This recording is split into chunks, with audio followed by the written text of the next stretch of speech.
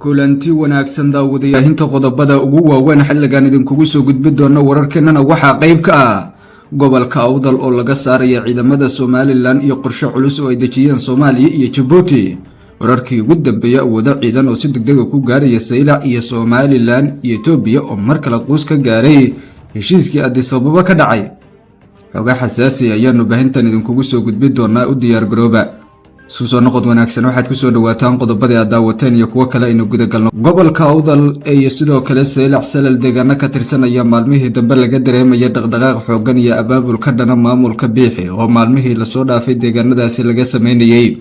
inkastoo ay jiraan qorshayaal culus oo dhinacyadan lagu talagalay guud ahaanba gobolka in looga saaro si looga dhiso deegaanadaasi maamul si toos u hoostagaya dowladda federaalka ee Soomaaliya oo lagu magac daray Awdal State. bulshada deegaanka iyo qurbo joogtooda ayaa u diyaar garoobay mar kale inay qaadaan tilaabo culus oo la mid ah tilaas canood oo guud ahaanba deegaanadaasi looga ciribtirayo ciidamada maamulka SNP. wararkii ugu dambeeyay xilliga naga soo gaaraya ayaa xaqiijinaya in qorshayaal xasaasi oo meel dhigeen Soomaaliya iyo Djibouti ay tahay sababaha ugu waaweyn ee shaxda lagu howlgalayo. mar kalena dabinada culus lagu dhiga Biixi iyo dhinacyada la safan ee Itoobiya ugu horeysay oo doonayay inuu si toos ah ugu gacan galiyo deegaanadaasi. maamulka Somaliland ayaa xilligan wajahaya kacdoon culus oo gudihiisa ah mana muuqato xal u heli kara arrimaha la xiriira gobolkaas haddii ay mar kale shacabka ku dhaqan ay qoriga qaataan iyagoo garabyo ka helaya dowladda waaweyn. mar kalena waxay u muuqataa Muuse Biixi inuu si toos ah gacnaha uga laaban doono isagoo oo ku baraarugsan qasaarihii hore kaga soo gaaray gobolka Sool. tilaabooyinka ay dowladaha Soomaaliya iyo Djibouti deegaanka u meel dhigeen oo mas'uuliyiin kala matala ay kala joogaan Muqdisho iyo Djibouti ayaa in si degdeg ah loo ambaqaada dhismaha maamulka Awdal State sidoo kalena la geeyo ciidamo dheeraad ah isku dhafa deegaanadaasi. dhanka kale dowladda Turkiga saldhigga military oo ay ku yeelanayso ugu weyn geeska Afrika iyo u xulatay magaalada Saylac ee qadiimiga. taasina waxay mar kale u muuqataa inaysan Somaliland oo deegaanka ka sii talanaysa ay sirriyadaasi rumoobi karin.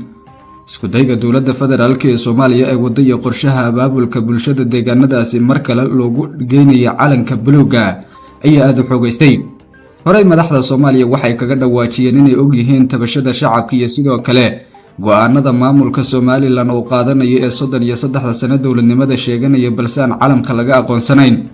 wararkii ugu dambeeyay guud ahaan gobolkaasi naga soo gaaraya ayaa tibaaxaya in dowladda Soomaaliya ay gaarto go'aanadii kama dambaysteed ee sida ugu dhaqsiyaha badan loogu dejin lahaa qorshaha Awdal State iyo ku dhawaaqistiisa.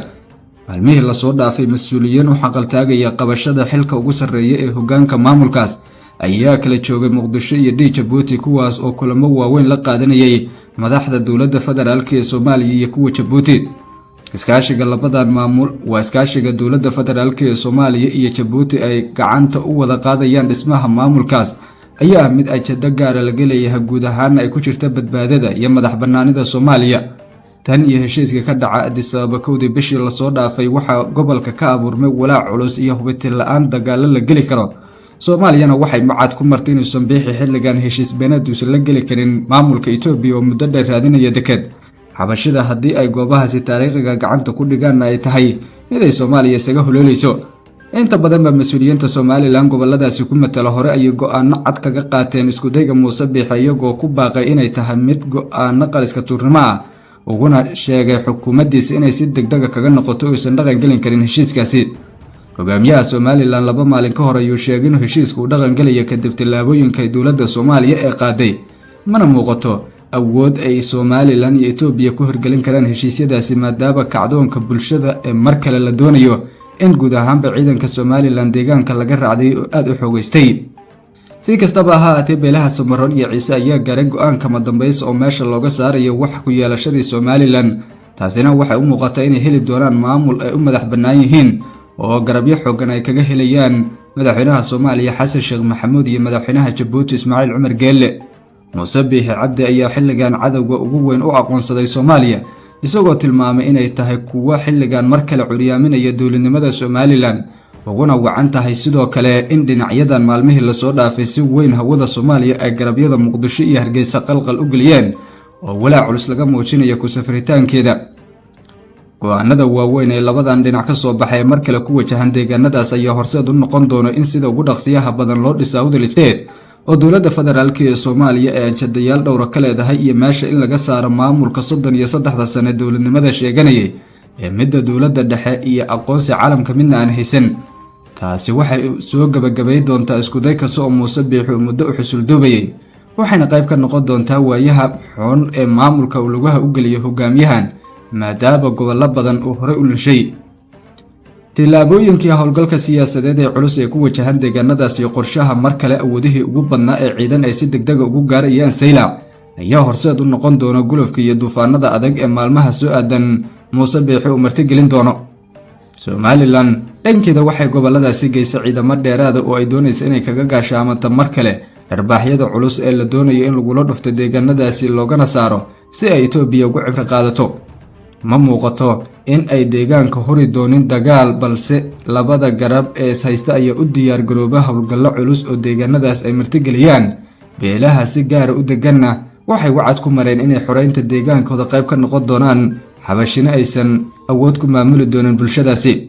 waa hogaamiyaha Somaliland Muuse Biixi tan iyo heshiiska Addis Ababa markuu saxiixay waxa uu galay go'doon siyaasadeed wax lagu magac daray maadaama dhinacyo badan ay cadaadis ku hayaan. mar kalena dowladda Soomaaliya ay qaaday tilaabooyin cunaqabateyn u muuqday oo lagu kontaroolay cidda galaysa Hargeysa iyo dhinacyada isaga baxayo.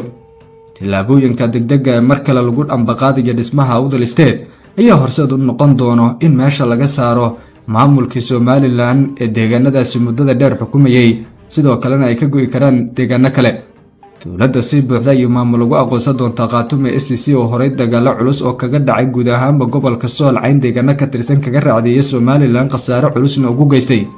mar kale labadan maamul ayaa ka mid noqon doona maamul goboleedyada dalka iyagoo aqoonsi degdeg ah heli doona kadib tilaabooyinka gobolka Awdal oo dhanka SCC ay ku xiran tahay. si kastaba ha ahaatee xiisadda gobolka ka taagan arrimaha geeska si gaar ah badda ayaa aad u xoogaysatay.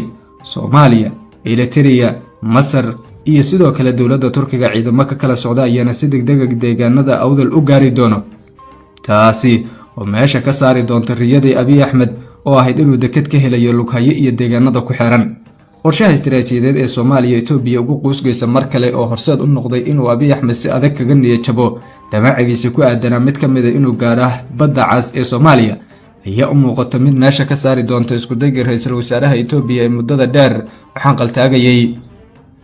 dhanka kale madaxweynayaasha Eritrea iyo sidoo kale Masar ayaa saacadihii la soo dhaafay kulamo ay ku yeelanayeen Qaahira dalka Masar waxa ay ku dhawaaqeen in mar kale ay labada dalba ay muhiim u tahay difaacashada xiisadaha xilligan Soomaaliya Itoobiya kala dhaxaysa iyagoo si adag dalkeena ula saftay.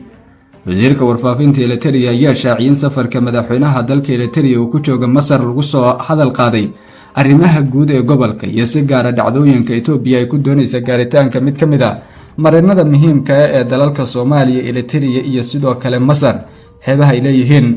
wasiiradan ayaa tilmaamay mar kale in Soomaaliya ay sii doonaan garabkii ugu xoogganaa sida ugu dhaqsiyaha badanna go'aan lagula gaaray in ay qaadaan ciidamadii ugu badnaa oo gudaha u galayo deegaanada xilligan la isku haystay ee Itoobiya u xaqal taagaysa kadib heshiis beenaadkii ay la gashay maamulka Somaliland. gudaha Eritrea waxaa ku sugan in ka badan 15,000 oo ciidamo Soomaali ah. madaxweynaha Eritrea ayaana Xasan Sheekh Maxamuud u ballan qaaday in isagoo oo ku darayo 10,000 oo ciidamada dalkaas u dhasha inuu si degdeg ah u gaarsiin doono deegaanada la isku haysta waa haddii ay tilaabo Itoobiyaanka qaadaane. guud ahaan warinta baraadka inta dib inta u kulmi doonana nabadgelyo.